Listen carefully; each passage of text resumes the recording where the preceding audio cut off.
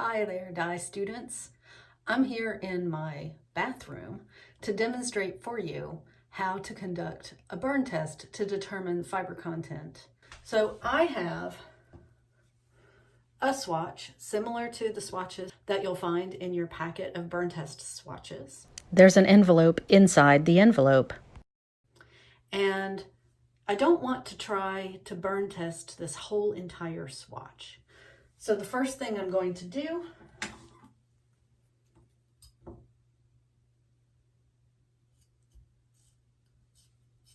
wow, these scissors are dull, huh? I should have brought my fabric scissors. Thought I was being smart bringing my craft scissors. All right. So I cut off a little piece of it. And I'm taking a quilt pen. Put a little fold in it and stick the pen through and through. So when I put this swatch into the flame, even if it really catches fire super fast, it's not going to burn my fingers. It's just going to burn up to the pen. And here, this is my sink. And I am going to put some water in the sink, because if I do set this on fire and it really flares up, I don't want my house to burn down. I want to be able to throw it into this basin of water. So if we were at the dye shop, I would do this over the steel sink, or perhaps I would fill one of the steel bowls with water and do it on the table. But don't forget that we're basically playing with fire here, and that's dangerous. So I have a little candle here.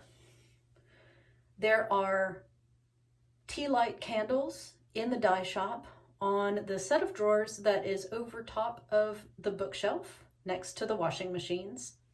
If you don't have a candle at home, you want to use a lighter, like a barbecue lighter or a cigarette lighter, instead of a match. Because if you use a match, and this is your source of flame, then that's not as good as a lighter, because a match burns down the length. And you, as the person who's holding the match, need to be concerned not just with what the fabric that you're trying to burn test is doing in the presence of flame, but you're also concerned about not burning the crap out of your own fingers. So you don't want your attention divided on this, is what I'm saying. So if you don't have a candle at home and you want to do this at home, take one of the tea lights from the dye shop home and do it then.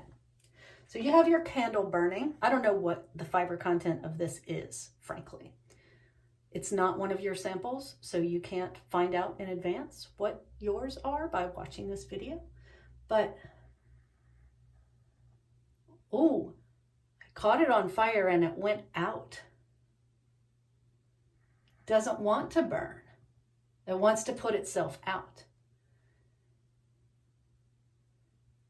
So I've seen how it behaves in the flame and what color the ash and the smoke is. The ash is kind of dark gray, and the smoke, we want to see what that smells like. Ew, gross. It smells like burning hair, which tells me that this is a protein fiber.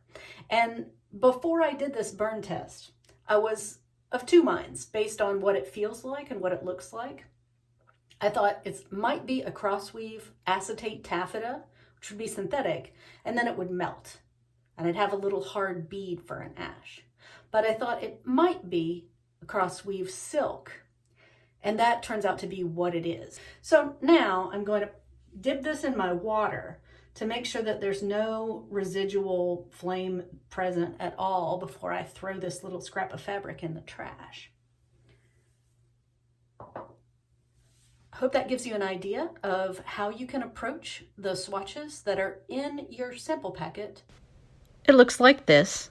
They're all the same, so that we can discuss what the fiber content might be in the forum thread on the class Sakai site.